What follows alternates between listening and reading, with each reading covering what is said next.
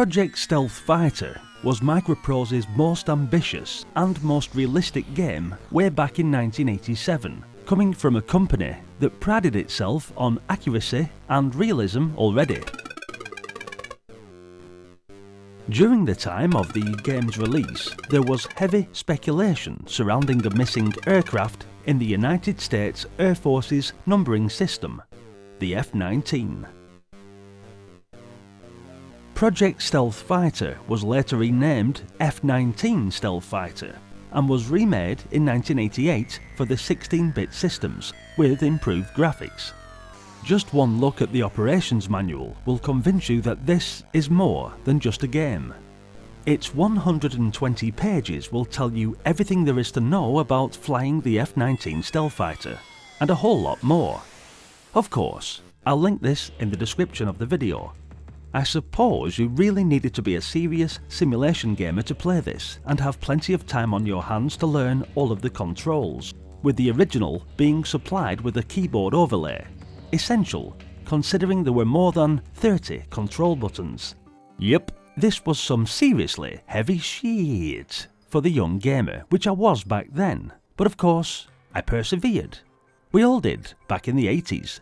So without further ado, let's grasp the yoke of the top-secret Lockheed F-19 Stealth Fighter and run the gauntlet of hostile missile batteries, ships and aircraft over the possible war zones of Libya, the Persian Gulf, the North Cape of Finland and Central Europe.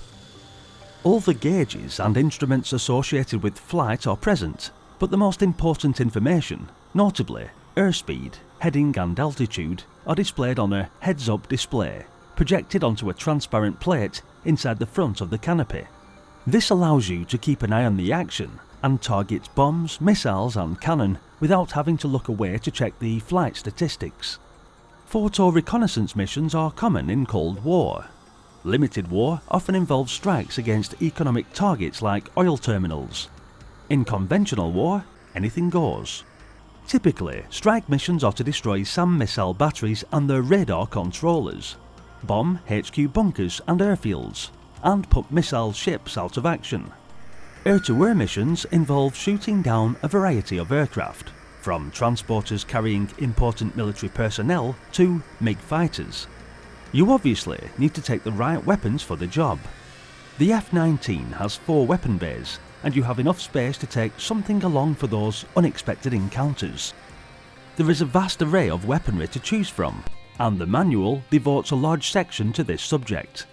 In addition to the F-19's built-in 200mm cannon, you can choose from various air-to-air missiles, air-to-ground missiles, laser-guided and free-fall bombs, the reconnaissance camera, and extra fuel. As well as choosing the right weapons, you must use them correctly, and at the right altitude for full accuracy and effect. Pretty technical stuff indeed, especially considering the limitations of the Commodore 64. You will take off and land either from an aircraft carrier or on an airfield. It's a lot easier to get up into the sky, this being simply a case of engines on, full flaps, throttle up, brakes off, and away. The pitch and roll of the aircraft are controlled by joystick. All other controls, apart from weapon firing, are operated via the keyboard. There are far too many of them to go into detail, but broadly speaking they can be divided into 3 groups. Those for manoeuvring, weapons control and avoiding detection, so-called stealth technology. This is where your keyboard overlay will definitely come in handy.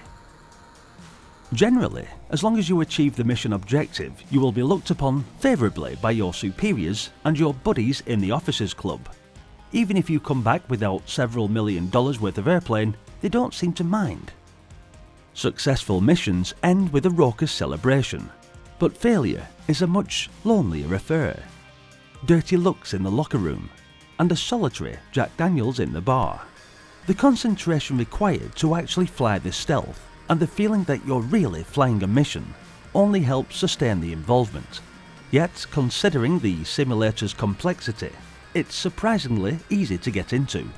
An utterly praiseworthy combat simulator which ranks as one of the best, which definitely deserves a big thumbs up. Check out the Amiga version too. Absolutely awesome.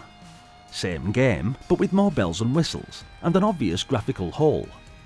It also has more convincing landscapes and combat representation.